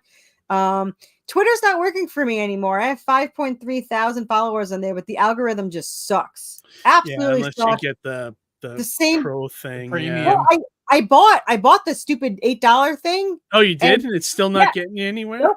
I used to get thousands of views with less followers, and now I get like 100. Like it only gets to like 100 people. It's not like they're only interacting with 100 Oh, people. They're weird. only But on Is Facebook, it like, did they put a thing blocking the links? Is that what's going on over there? I don't know. I mean, it's possible, but I mean, it's just not. I just canceled yesterday my $8. Not that it was killing me or anything, but I was just like, why am I paying for this? Like, it's not. Yeah, working. if it's not getting you anywhere. No, yeah, but with definitely. Facebook, man, I've been trying to boost my algorithms. I had December off because I was told to take time off, so I took the month. It was awful. But I took the December off, and what I did was I interacted with all of my fans, or all of my followers, or whatever. I got 5.1 followers on Facebook. So I was interacting with as many as possible to get me in their algorithms so that when my Kickstarters come out, it'll wind up in their feed. And it worked really, really well. Oh, cool. So yeah, so that's been my goal now, is just to, and plus I like talking to everybody, because in case you couldn't tell, you guys, I'm a talker. I don't know if you noticed that. That's what makes you a great guest. That's Yeah. why. Yeah. I mean, come on now. Yeah. I hide it so well, the non-talking. Yeah. Yeah, Have it's you thought about started, or like, you probably have a YouTube channel, but have you thought about doing that? I do as have a YouTube promote thing? channel, and I decided like 2 days ago to use it. I have started doing live streams on Monday. I ended it right before I came on here. So I Okay. and that helps. We had, I think we started it last week, and it was supposed to be an hour, and it wound up being 3 hours because not only were we talking nonstop, I know that's a shocker, but we had a lot of viewers, which I thought was really great. But we had like 202 comments, which I thought was for our first thing, that was pretty good. Yeah, so we that's did good. one today for an hour, and that went really good. We had people watching. There's a lot of comic people on YouTube. They, I don't know, if a lot of them buy stuff, but they're like really active with, YouTube videos about comics and things like that. Yeah, yeah. I've been streaming to it, but I probably need to do more with it. Get some. I think I only have like 43 subscribers because I didn't. Are you using StreamYard? I just got StreamYard. Yeah. I got okay, it, yeah. cool. Yeah, once you build up, like when we have you back on another episode, we can start combining audiences. StreamYard has like they have something set up if you have an account where you can stream to your two destinations. I'm still learning. I literally just bought it last Monday, and I was like, I don't know how to use this thing. Yeah, look for that. You can combine. Very fresh. Yeah, exactly. So right now, if you had set that up, your YouTube channel would be streaming this stream. Oh, okay. So you could do that to build, and we'll get bigger people, a lot more comments in here, that kind of thing. Don't cross the streams, audience kind of thing. Don't cross the streams. Right. And not have reality stop as you know it, or whatever they say. Yeah. My first stream that I did, the first 10-15 seconds is blank because I could not figure out how to get myself in this on the camera. So I was like, I guess I had to press like the bottom or something. And then I couldn't see the comments because I didn't know you had to go in and like allow it to let you talk. Oh yeah, there's so many little. Our first broadcast was a disaster too. So yeah, it's a learning curve, learning all this stuff. Yeah, it was Jay Moore's, and I was like turning things. I don't know what I was doing that day, but yeah, it was pretty bad. And now we're pros. Yeah, right. Yeah, absolutely. Sort of. Johnny, anything you want to shout out this week before we start closing shop here? Yeah, there's two other campaigns I wanted to give a quick shout out to. One of them is it's called 10. Okay. It's produced by a creator by the name of Christopher Rhodes, who is a lecturer at both Boston University and Harvard University. I want to see if I can get him on the show, but this is a really cool comic. Basic premise is a good old-fashioned superhero assassin ninja brawl in the heart of Tokyo. He goes, think Old Boy and the Raid mixed with a dash of Daredevil and the Punisher, which is like, that sounds like my, it sounds like my cup of tea. Yeah. So I'd love to get Chris on the show just to, let me know. We'll schedule something. As a lecturer at both very prestigious colleges, he wrote this like what seemingly gritty ass 80s. I'd love to just find out more about him as a creator. You know what I mean? Yeah, me too. I love that dichotomy there. Exactly. The other project, our good friend Jack Holder has Moved by the Spirit. It's an interfaith anthology book. So if that's your cup of tea, give that a quick look. Do you have a story in this one? I do not. He really wanted me to contribute something, and I could. The thing is, I can't, unless I have an idea that like is genuine to me. I can't just force an idea and think of one. You know what I mean? It's like something's going to come up that I think I want to create this story, and then if it fit that mold, I would give it to him. You know what I mean? But I just, it's like, it's so tough to just like create for the sake of creating, as opposed to and like doing something from the heart. You know what I mean? Yeah, exactly. And then like certain anthologies, like you got to be into the idea of the anthology in order to come up with a story for it. So it's right. And to that point, I mean, I wouldn't say I am of faith, but I just didn't have anything here. You know what I mean? So it's like, I didn't want to force an idea that, as opposed to coming up with something a little bit more genuine. Well, when you force it, it doesn't work, or it doesn't feel right, or it's disingenuous. Right. Exactly. So. But more importantly, I wanted to thank Corissa for coming on the show tonight, sharing your project Worthy Chaos and sharing the latest volume of the book. And we'll have to have you back in the future to promote Worthy Chaos like 18. I know because for 2 or 3 months from now, that's the number you'll be at. Yeah.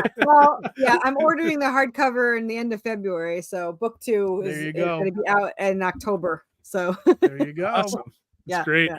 Harry, how about you? Anything you want to add before we close this out? No, I'm just gonna be busy working on maps of Europe and trying those. So, thank you for the logo advice too. I mean, well, it was a good conversation anyway. I think so. I think there was a lot of good comments in the chat tonight about that, as well as a great episode. Us just sharing our experiences with, the whole logo thing, and right. I mean, and it's good to be, it's good to be, wanted, I guess. It's good to be busy, but I do want to put it in cruise control for a little bit. Yeah. I hear you, man. And I value my weekends. Yeah. Not much on my dashboard except, prepping for Plastic City. I'm also lettering a 300-page graphic novel right now. I'm about 130 something pages into it. So I'm about almost halfway. So that one's going well. And then, and then my own stuff, trying to write Mighty Mascots and, all that stuff. So I'm just chugging away, so, but, all right, everybody, we're going to end this one. Next week we'll actually be off now, which I thought we were, going to be live next week, but we just flipped it. So we'll be off next week now. And you can come watch my show at 8:30. Oh, there we go. Yeah. If you're watching and you want to check out Corissa, if you're looking for something on Monday night, go check out. What's your channel, Corissa? It'll go through the YouTube, so you can just look up Worthy Chaos. Worthy Chaos. Okay, perfect. Big shot. Yeah, absolutely. All right, so we're gonna end this one. Anyone got any last words before we close out this stream? Social sorcerers. I don't know. I'm trying to think of a word for a name for your comment. I'll have to workshop it with you, Harry. We'll a little more together. I'll be kind to one another. Definitely. Have a great week, and most importantly, read some comics. See All right, you guys. Have a great. See you in 2 weeks. Bye. Bye.